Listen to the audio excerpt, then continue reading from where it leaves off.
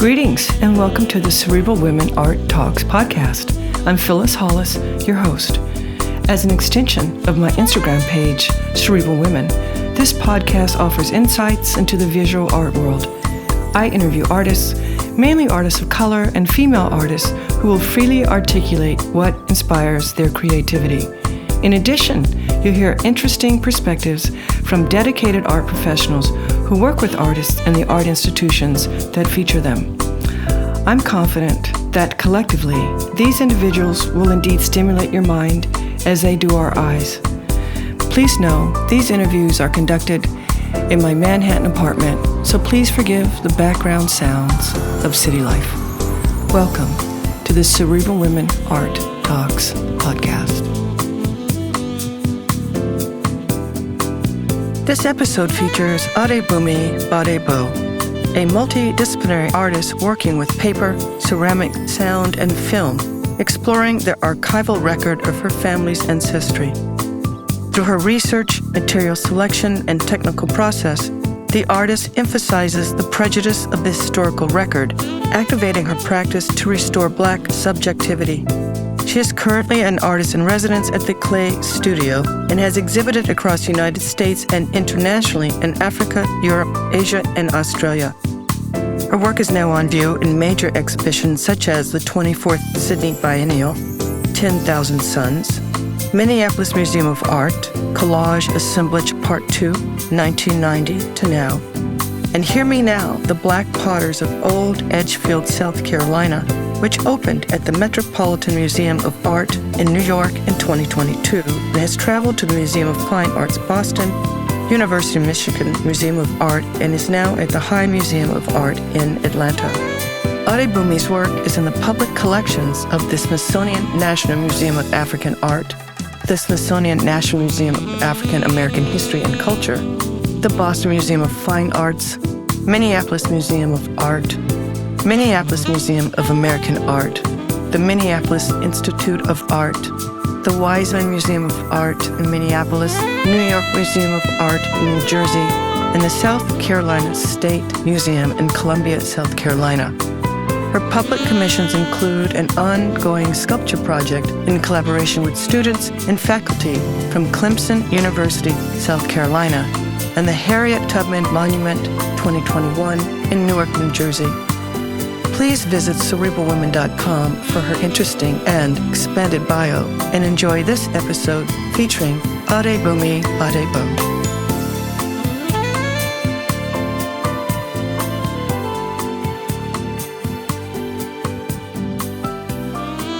Adebunmi, welcome to my podcast. I am delighted to feature you.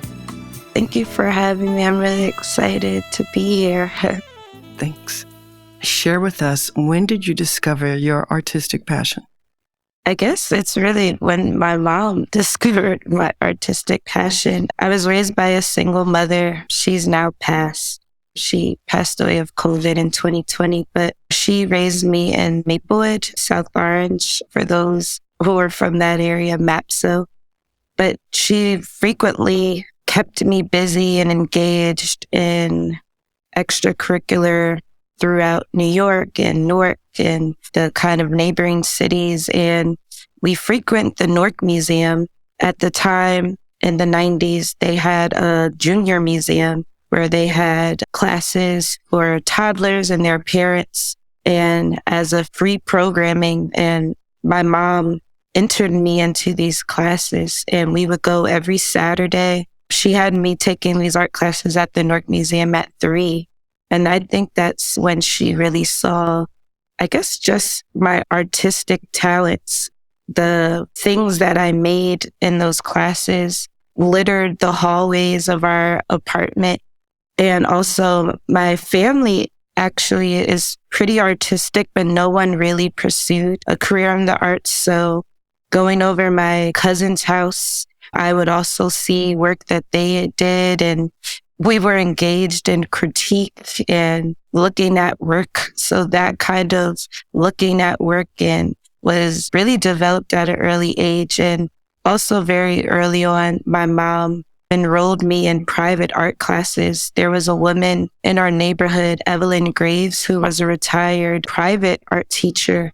And she would give very intensive private art classes to children in the neighborhood out of her home studio. And this went on from the time I was like in third grade to high school, where every Wednesday I was going to her home studio with other students my age.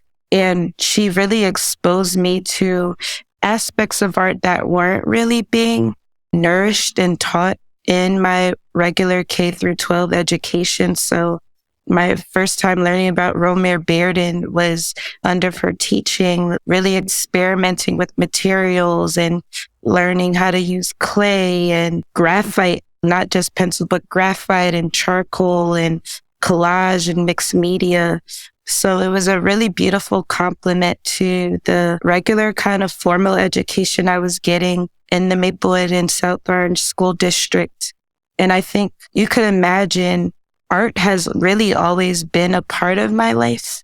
When I would have art projects for school, my mom really supported just exploration. I remember some of my early pieces I ever made.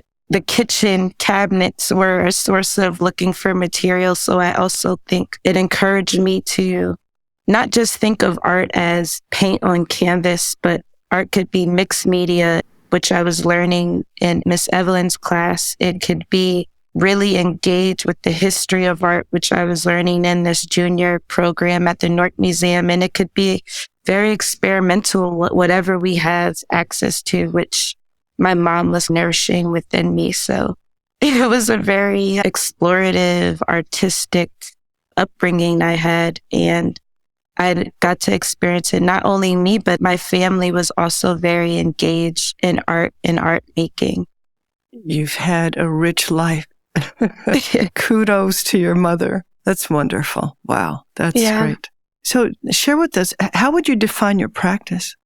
I guess I would consider I think when you grow up in always engage with art in that way, I would say there came a point where I really felt like this was an artistic practice and not just how art making has been a part of my expression as a kid and a teenager. But I would say when I got to art school at the School of Visual Arts and was studying for my BFA, that became a really defining moment, and where I would say that I was engaged in our artistic practice.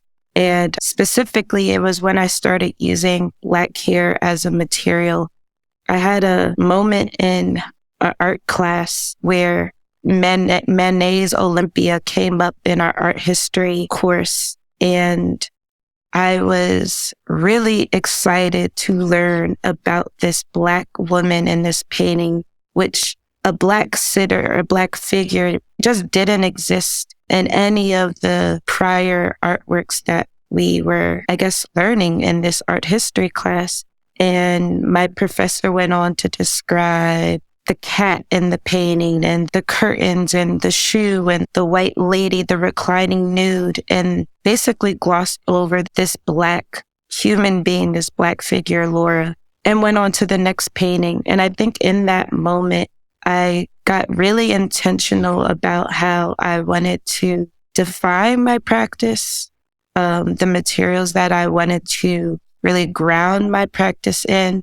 And I think because I saw how this painting was connected to the history of painting and how it completely ignored this Black woman, I realized it wasn't enough just to say I will ground my work in this Black subjectivity, but I literally had to ground my work in materials that I felt were deeply connected to the stories, to the people, to the histories that I was interested in depicting in my work.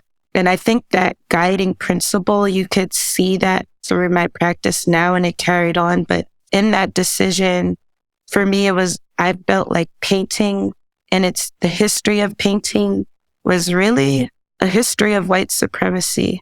And that Black hair and the histories that it carries, the DNA that it carries within it, was a material that I was interested in using in my artistic practice. And that's evolved into thinking, I would say my practice is deeply engaged in a material exploration, deeply engaged in materials that I feel like are connected directly to the histories of people that I am depicting in my work. It's a practice that's deeply engaged in experimentation and process. And that origin or turning point where I started using Black hair has evolved into me using various materials that now are specifically connected to the history of my family's enslavement. So I'm using materials from the plantation, which is True Blue Plantation, where my maternal side was enslaved in South Carolina. And I'm using the soil, the cotton, the water, the earth from this plantation, thinking about the histories that are in this material as the materials in my practice. Can you elaborate further on the different materials that you use, the ceramics as well as your paintings?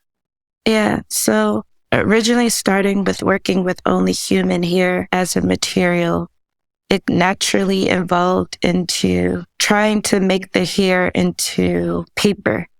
There came a point where I started becoming increasingly interested in what is my relationship to this country, to this land. And I guess through those conversations and through my kind of investigations, I learned that my family actually still had a connection to the plantation where our family was enslaved in True Blue Plantation in Fort Mott, South Carolina. It's about 45 minutes from Columbia, South Carolina. And naturally, you know, as I was researching about True Blue, all these kind of documents were coming up, documents of the enslavers, documents of their wills, documents of the passing down of land, appraisal list of human beings. And I wanted to flip that and make my own document using our hair. So I started taking Black hair, embedding it into cotton and making sheets of paper. And that kind of morphed into what I've been, I guess, more recognized, the hair papers, where I'm literally making papers of various sizes as large as 7 feet, as small as like 22 inches, and making my own documents that consist of cotton, Black hair. I've been dyeing those sheets, those documents in indigo, because True Blue was an indigo and rice plantation, and thinking about how these materials, blue, cotton, hair, can be another kind of entry point and way of creating an archive, creating my own history, creating my own documents that discuss us and are grounded in our history.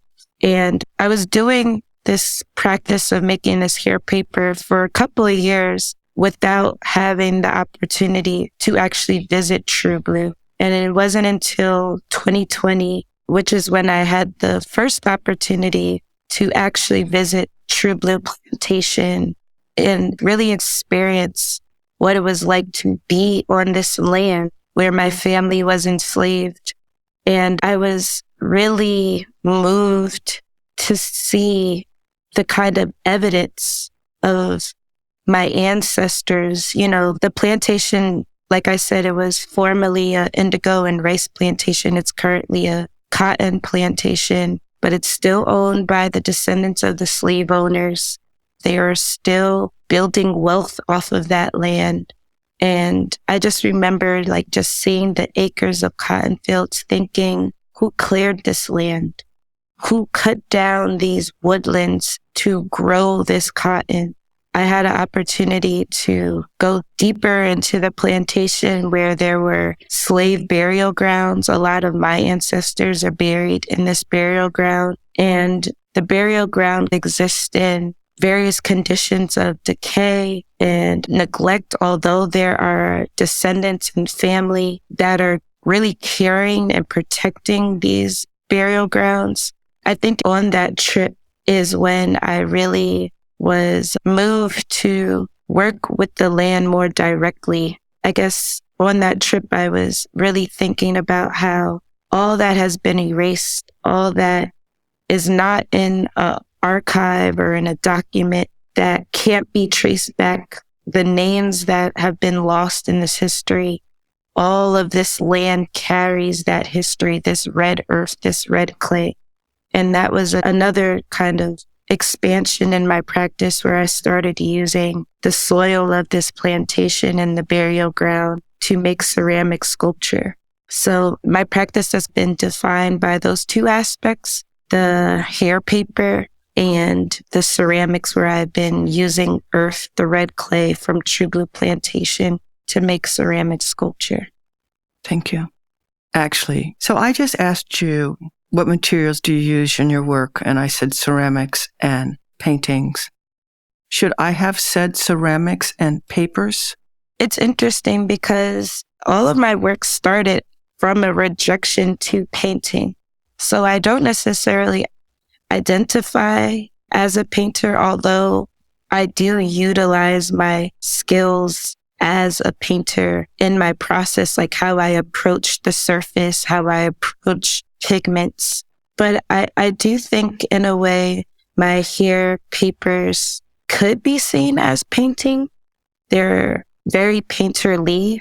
They operate as a painting, but in some ways they could be sculpture. You know, they're very large. They're very physical. They're not necessarily flat like you would imagine a sheet of paper to be, because they have so much dimension from the black hair that's embedded in them, from the cotton that's embedded in it. I also silk screen on top of it. So on one hand, they could be considered prints. They could be sculpture. They could be paper. They could be painting. You know, they're built in my process of making these sheets. They're growing up and down and side and left to right, because the surface and the composition are being built simultaneously. So I think painting is appropriate. I think they kind of cut through boundaries of a lot of kind of artistic definitions. They could be considered a lot, to be honest. Okay, thank you. I'm glad I circled back. Yeah. Okay. Do you feel Black art can be defined?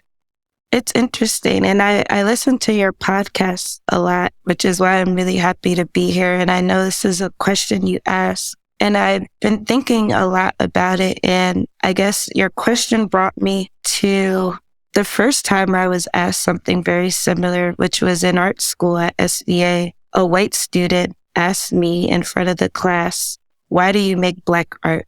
And I remember feeling just immediately offended.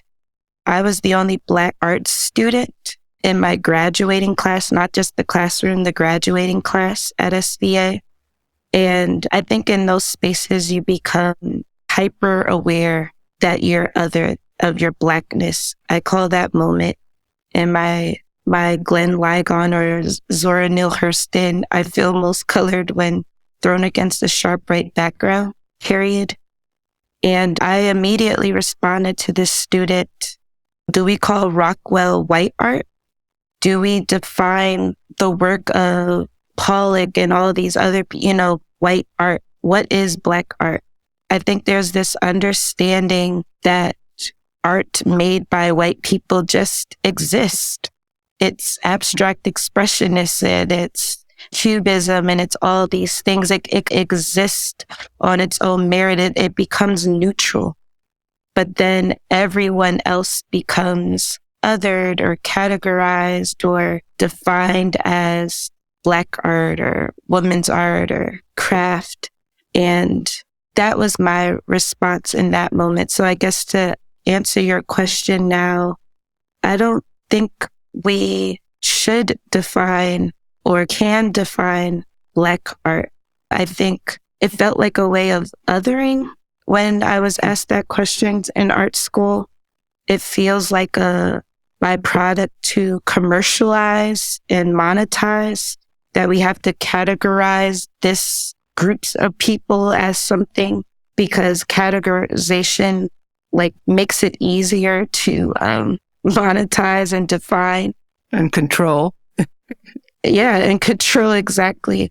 But I think in the ways in which we can't just define Black people, we can't define this Black art. And even when I look at my practice, one may say, like, she makes Black art with my practice dealing with a history of slavery and enslavement. And I'm very intentional as well that I am grounding Black people in my practice, but also understand this history of true blue is not solely it is a Black history, but it's not solely a Black history. This land, this history is very much a part of white people, their history. They created this institution. They built those slave ships. They traveled to Africa. They are still benefiting from this land. This is as much a part of our history, Black people's history, as it is their history. This is a history of white people, true blue. So yeah, in that way, I don't know if we could define it, but I am very intentional that I am grounding Black people. And my work is about us because we haven't been grounded and acknowledged in this history. When you're working, do you think about the audience? Now I don't. Or more specifically, I think about ancestor. And I don't mean this in a shallow way, but I truly see my practice as a spiritual one. I'm engaging with spirit when I'm on that plantation. The materials that I'm using are not neutral. I remember someone once said, in responding to me digging up the earth and using that earth as clay, as building material, you could be digging up someone's baby in that act of removing the soil from that burial ground. You know, you don't know what energies you're igniting, you're digging up, you're removing from that land. So I really do see my practice as a spiritual one, as an ancestral one. And I truly believe that my role as an artist is to honor my ancestors, to represent their story as accurately and truthfully as possible, which is why my practice is not just one in an artist studio. I often return back to True Blue Plantation and try and help support family members that are on the ground and burial cleanups. And when they host reunions on the plantation, I'm currently working on a documentary about telling the story of the descendants that are reclaiming and buying back land on the plantation and caring for the headstones. So in that way, I really feel like my audience is one, my ancestors, and honoring them through my work. And two, I think because there are living descendants that are actively engaged in the care of this land, I have to really make sure that the work that I do in my studio serves and supports their work. So I think they are like a second level of audience and making sure I'm accountable and responsible to what they're doing. Thank you. So share with us, what is it that you're excited about right now? Well, there's a lot of things going on, but a few of the things that I'm really excited about. Hear Me Now, the Black Potters of Old Edgefield, which originated at the Metropolitan Museum of Art, has now traveled to its last location at the High Museum in Atlanta. So I'm really excited and just honored to be a part of that traveling and historically important show. I'm also working with students and at Clemson University, which many may not know this, but that land was originally John C. Calhoun's historical plantation, Fort Hill Plantation. And he had in his will to convert his plantation into a university for white farmers as a way of kind of maintaining that system of slavery after emancipation. And about 700 of the formerly enslaved, the sharecroppers, the convicted laborers that were recovered, found in ground-penetrating radar and unmarked burials have been found buried on that land. So I'm working with students at Clemson and descendants to honor this history, and we're making a monument in the Humanities building to honor those Black people.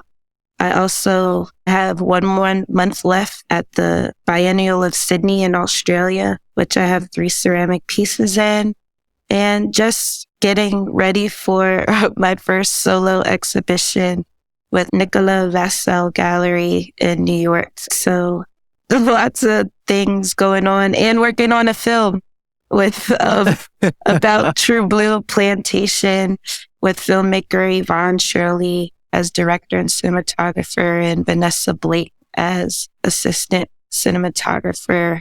So yeah, I have my hands in a lot of pots, but it all feels like connected work, and I'm excited about it all. Yeah, happy for you. Keep doing the work. So this has been a great discussion. I appreciate your time. This is going to be the last question. And it is, what do you feel is the purpose of art? And as an artist, what is your role? I think the first purpose of art is to tell the truth, whatever. And I think that varies for every and any artist.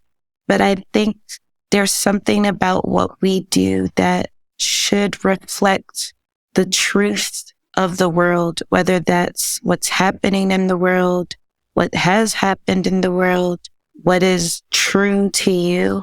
I think truth is something that has really guided me on my practice, especially as I have seen the ways in which, specifically within my practice and the work that I'm doing, how people that look like me and the people connected to the spaces that I am engaged in my work have not always been depicted and represented in their truth. So truth has been like a guiding force to just tell a history, tell a people, depict something as honestly and accurately as possible. And sometimes, what I guess, grounded in truth, we have to look at who's been left out, or what has been left out, or what is another way to enter this topic or theme. I was recently on a project as an assistant for a monument of Harriet Tubman in the city of Newark.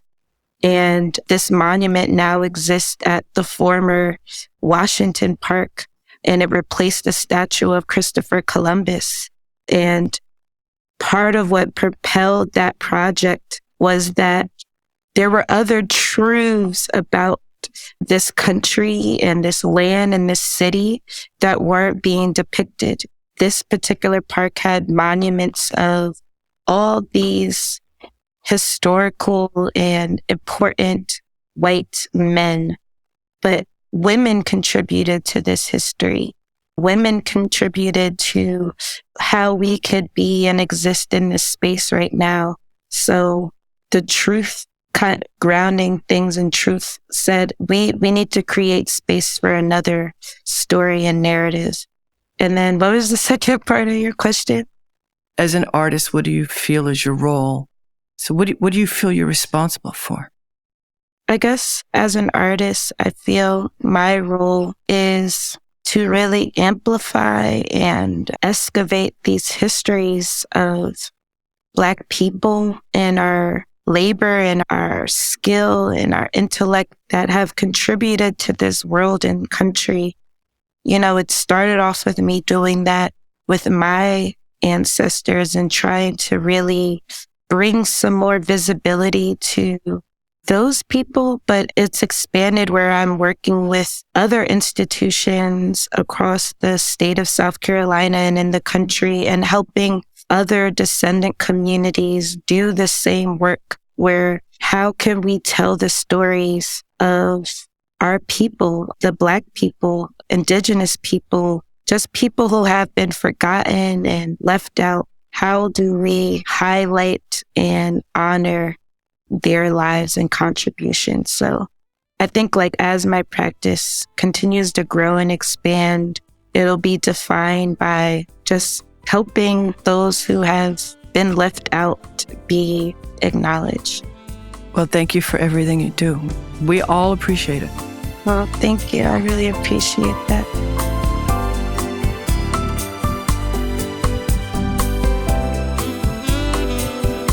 Thank you for listening to Cerebral Women Art Talks podcast. For additional content, please visit cerebralwomen.com and be sure to follow Cerebral Women on Instagram.